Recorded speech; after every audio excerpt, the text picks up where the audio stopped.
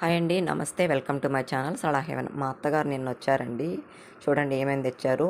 చింతాకు, ఎండు చింతాకు, మామిడికాయలు, నిమ్మకాయలు, అట్టికి మామిడాకు, చిన్నెరగడ్లు, కిరిణికాయలు ఇన్ని తెచ్చారండి. బస్సులో మోసుకొని ఒక బ్యాగ్ మర్చిపోయి కూడా బస్సులో ఇన్ని తీసుకొని వచ్చినారు పాపం. ఏమంటే పచ్చి చింతాకు వెండిపోకుండా ఇట్లా తడి బట్టలో చుట్టి కవర్లో పెట్టి ఫ్రిడ్జ్లో పెడితే నెల రోజులైనా ఉంటుందంట. మీకు ఎవరికైనా ఈ టిప్పు తెలియకపోతే ఈ టిప్పుని పాటించండి. చింతాకు ఎండిపోకుండా అలా చేసుకోవచ్చంట. తర్వాత ఈరోజు చింతాకు తెచ్చారు కదా, అత్త ఏం చేసుకుందామంటే చింతాకు పచ్చడి బాగుంటుంది పాప, చింతాకు పచ్చడి చింతాకు పప్పు చేసుకుందాం ఈరోజు, బాగుంటుంది ముద్ద చేసుకొని తింటే అని చెప్పారు మా అత్త. ఈ వంటలన్నీ మా అత్తవేనండి, మా అత్తే చెప్తా ఉంటే నేను చేశాను. పచ్చళ్ళల్లో సూపర్ మా అత్త. పప్పు కూడా బాగా చేస్తారు, చింతాకు పప్పు అవన్నీ ఎట్లయినా పల్లె స్టైల్లోనే చేస్తారండి మా అత్త, చాలా బాగుంటుంది. చూడండి బాండలు పెట్టుకున్నాము, ఎండుమిరపకాయలు వేయించుకోవాలి. ఎండుమిరపకాయలు బాగా దోరగా వేయించుకోవాలండి.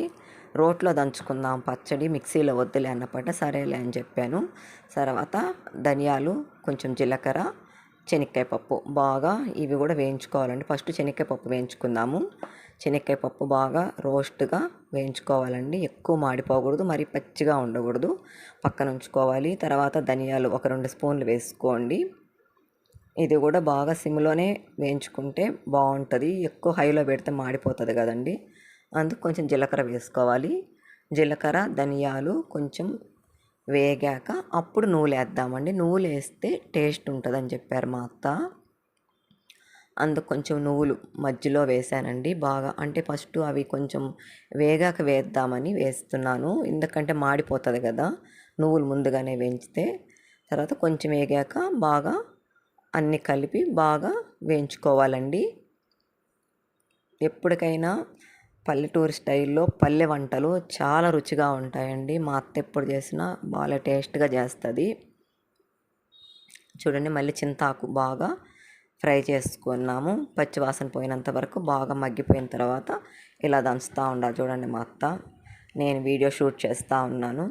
ఫస్ట్ ఎండుమిరపకాయలు ఉప్పు దంచుకున్నాము, అంటే మాది రోలు చిన్నది కదా, మరి కొంచెం కొంచెం దంచుకోవాల్సి వస్తుంది నిదానంగా. ఇంతేనండి, అన్నీ వేసి బాగా దంచుకోవడమే. కొంచెం మెత్తగా దంచుకోండి బాగుంటుంది. శనక్కాయ పప్పు మళ్ళీ తెల్లగడ్డలు వేసుకున్నాము, తెల్లగడ్డలు వేసుకొని దంచుకోవాలి. తర్వాత ఎర్రగడ్డలు అండి, చిన్న ఎర్రగడ్డలు ప్రతి దాంట్లోకి అవే ఉంటాయి మా ఇంట్లో. ఎర్రగడ్డలు అయిపోయిన దాకా నేను పెద్ద ఎర్రగడ్డలు వాడను, మా అత్త ఓపికగా అన్నీ ఒలిచిస్తుంది అవంతా. చిన్న ఎర్రగడ్డలంతా చాలా టేస్ట్ అండి, రుచి కూడా బాగుంటుంది. ప్రతి కూరలో మాకు చిన్న ఎర్రగడ్డలు ఉంటాయి. ఇట్లా బాగా దంచినాక పచ్చడి వేడివేడి అన్నంలో ఇట్లా రోట్లో తిప్పుకొని తింటే చాలా బాగుంటుందండి. వేడివేడి అన్నము వండినాక పచ్చడి దంచుతాం కదా, దంచాక అప్పుడు ఆ రోట్లో ఊడ్చుకొని తింటే ఆ టేస్టే చాలా బాగుంటుందండి. మేము చిన్నప్పుడు అలాగే తినేవాళ్ళమి. పచ్చడి అంతా అయిపోయినాక అలా వేడివేడి అన్నం అటు కలుపుకొని తింటే అదొక తృప్తి, ఆనందం అన్నమాట. అట్లా తినేవాళ్ళమి. ఇప్పుడు ఇంకా అన్నం అవ్వలేదు, మేము ముద్ద చేసుకున్నాము ఈ పచ్చడికి.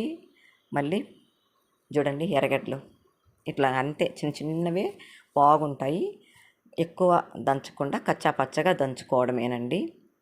అంతేనండి, ఇంకేం లేదు. అంతా అయిపోయినాక తిరగమాత పెట్టుకోవడమే. తిరగమాతకి ఏం పెట్టానంటే ఆవాలు, జీలకర్ర, కరివేపాకు, ఎండుమిరపకాయలు వేసి బాగా తిరగబోసుకోవడమేనండి. అంతేనండి, చూడండి ఎంత సింపుల్గా అయిపోయిందో పచ్చడేమో. తర్వాత చింతాకు పప్పు చేసుకుందామండి. అందరికీ తెలిసే ఉంటుంది చింతాకు పప్పు ఎలా చేసేది. మేము మా అత్త ఎలా చేస్తున్నారో మీకు చూపిస్తున్నాను. చూడండి అంతే, కొంచెం పెసరపప్పు, కందిపప్పు నానబెట్టాము, పచ్చిమిరపకాయలు, తెల్లగడ్డలు, టమోటాలు, మళ్ళీ చింతాకెత్తి అందులో వేయాలండి. కొంచెము చింతపండు వేసుకోవాలి, కొంచెం రుచి కోసం వేసుకుంటామండి చింతపండు.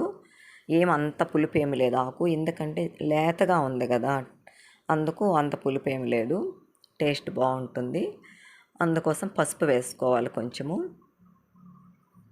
పసుపు వేసుకొని ఎర్రగడ్డలు చూడండి అన్నిట్లో చిన్న ఎర్రగడ్డలే ఉంటాయండి. ఈసారి మీరు ఏ వంట చూసినా చిన్న ఎర్రగడ్డలే ఉంటాయి మాకు ఎక్కువ. కుక్కర్ పెట్టాను, 3 విజిల్స్ అయిపోయాక దించుకొని పప్పు గుత్తితో పాముకున్నాను. తర్వాత పోపు పెట్టుకోవాలండి. ఎర్రగడ్డలు, తెల్లగడ్డలు, జీలకర్ర, ఆవాలు, కరివేపాకు, ఎండుమిరపకాయలు వేసి రోస్ట్ అయ్యాక ఈ పప్పు అయితే తిరగబోసేయడమేనండి. చూడండి, చింత చిగురుతో 2 వంటలు చేసుకున్నాం. చింతాకు పచ్చడి చేసుకున్నాం, చింతాకు పప్పు చేసుకున్నాం. ఈసారి చింతాకుతో పులిహోర ఎలా చేయాలో చూపిస్తానండి. అది కూడా చాలా ఈజీగా ఉంటుంది, లంచ్ బాక్సుల్లోకి బాగుంటుంది. ఈ చింత చిగురు అయిపోయినంత వరకు మాకు ఈ చింత చిగురుతోని ఏదో ఒకటి చేస్తూ ఉంటాము. నేనేం చేసినా మీకు చూపిస్తానండి. ఓకేనా ఫ్రెండ్స్? ఎంతమంది ఇలా చేస్తారో చింతాకు పప్పు, చింతాకు పచ్చడి కామెంట్లో పెట్టండి. మేమైతే ఇలా చేస్తాము, మీరు ఎలా చేస్తారో నాకు కామెంట్లో పెట్టండి ఫ్రెండ్స్. ఐ హోప్ ఈ వీడియో మీకు నచ్చినట్లయితే లైక్ చేయండి, సబ్స్క్రైబ్ చేయండి, షేర్ చేయండి ఫ్రెండ్స్. ఓకే.